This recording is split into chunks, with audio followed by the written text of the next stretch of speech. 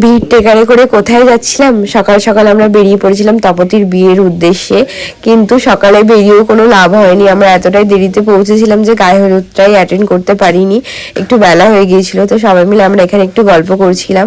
তো মেধা বললো চলো তোমাকে মেহেন্দি করে দিই, যেহেতু আমি বাড়ি থেকে মেহেন্দি করে আসিনি।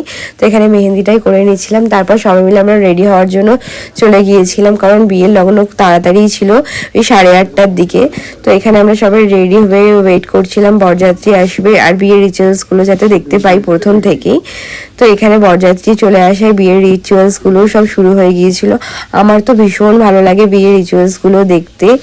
দুজন মানুষ হাতে হাত রেখে সারা জীবনের জন্য পথ চলা শুরু করে। আমার তো ভীষণ এই দিনটা ভীষণই সবার দেখতে ভালো লাগে। তো এখানে শুরু হয়ে গিয়েছিল, দুজনকে তো ভীষণ ভালো লাগছিল একসাথে।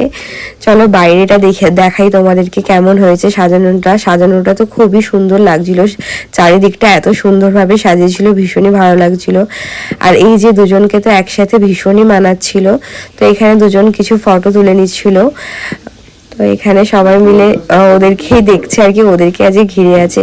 আর এখানে একজন ব্লগার আছে পান্তুয়া, হয়তো অনেকেই চেনো। তো ওই যে আমি ভিডিও করছিলাম বলে মুখটা লুকিয়ে নিচ্ছে। তো আমরা 4জন মিলে এখানে নাচ শুরু করেছিলাম।